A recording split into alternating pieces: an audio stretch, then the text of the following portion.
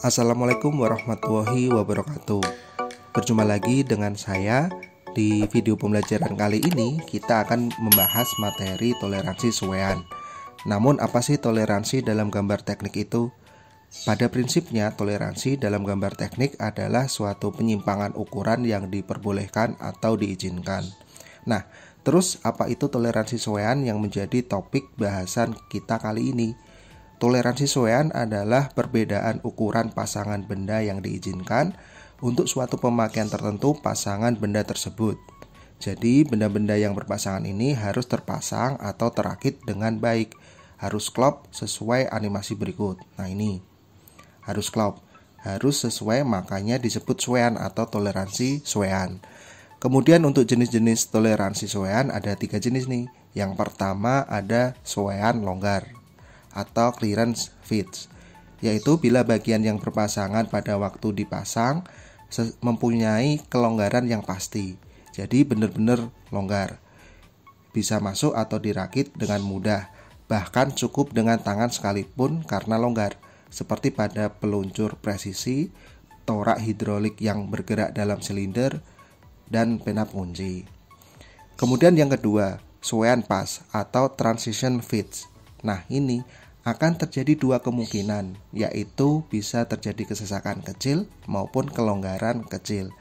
Jadi pada suwean transisi ini ukuran poros atau lubang hampir sama antara longgar dan sesak, tak tentu. Jadi ya transisi gitu.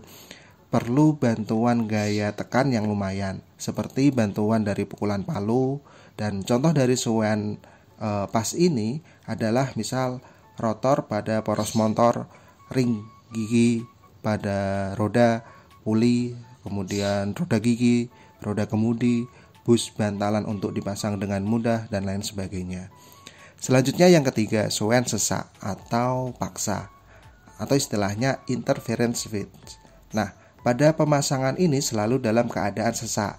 Biasanya untuk benda yang berpasangan inti ini antara lubang dan poros harus ditekan atau dipres dengan gaya yang kuat, seperti flange pada poros, roda gila, kopling, dan lain sebagainya. Nah, berikutnya daerah atau posisi toleransi suwean. Nah, kalau kita perhatikan daerah toleransi suwean ini, kita lihat dulu. Ini lubang, jadi yang arsirannya seperti ini lubang dengan tanda huruf kapital. Sedangkan arsiran yang lebih rapat dengan tanda huruf kecil ini poros. Dan ini adalah garis nol, yaitu ukuran dasar. Misal, benda dengan diameter 30 berarti ukuran dasar nominalnya adalah 30 mm. Kemudian bila lubang di daerah A besar dan poros di daerah A kecil, maka bisa dikatakan longgar. Karena lubangnya plus, jadi lebih besar, sedangkan poros ke bawah mens ini poros diameternya kecil.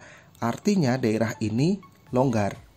Kemudian untuk daerah ini disebut transisi dari longgar, pas, dan sesak. Sedangkan daerah ini karena poros arahnya ke atas, nilainya plus, maka semakin besar diameter poros tersebut. Sedangkan lubang ke bawah ini semakin kecil diameter lubangnya. Artinya poros untuk masuk ke lubang ini akan sulit karena tadi porosnya diameternya terlalu besar pada lubangnya. Maka ini disebut daerah sesak atau paksa. Nah, jadi dari huruf-huruf ini kita tahu jenis suwean apa benda kerja tersebut.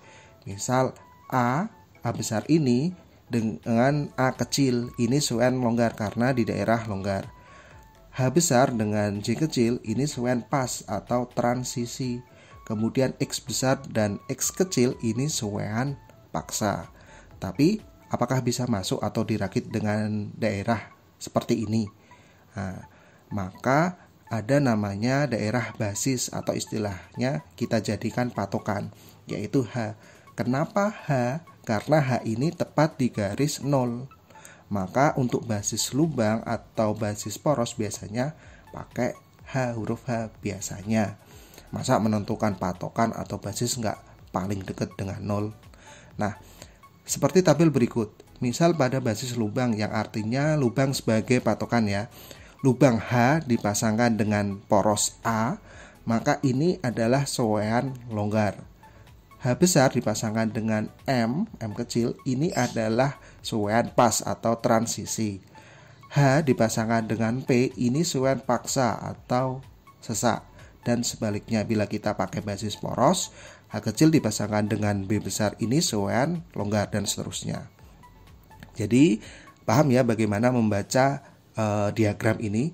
Cukup dihafalkan kalau A sampai H itu longgar, J sampai N itu transisi, huruf P sampai huruf terakhir itu paksa. Next, ke simbol penulisan toleransi suwean. Ini adalah simbol atau cara penulisan toleransi suwean di mana angka 30 ini adalah ukuran nominal. H besar adalah daerah toleransi. Kemudian angka 7 ini adalah kualitas toleransi. Begitu pula untuk poros. Namun yang membedakan adalah kalau lubang itu pakai huruf besar, kalau poros itu pakai huruf kecil gitu ya. Oke, kita masuk ke contoh soal. Misal suatu poros dan lubang ini mempunyai ukuran diameter 45 H7G6. Artinya apa? Berapa nilai toleransinya? Loh, kok cuma simbol? Gimana mau membuat benda kerja ini? Tenang, kita cari solusinya. Yang pertama, ini termasuk suwean apa? Ini adalah basis lubang, karena tadi ada huruf H ya. Kemudian bila H besar dipasangkan dengan G kecil, ini termasuk suwean. Ya, kita lihat di tabel lagi, ini suwean longgar. Dan 7 dan 6 ini apa? Tadi kualitas toleransi. Berarti kita lihat di tabel. Nah, ini tabel untuk lubang. Misal tadi diameter berapa ya? 45 H7. Nah, kita tarik diameternya, H7 kita tarik, ketemunya ini plus 25 dan 0. Ini dalam satuan mikron. Kemudian untuk poros, nah, dengan diameter 45 G berapa tadi ya? G6 kita tarik.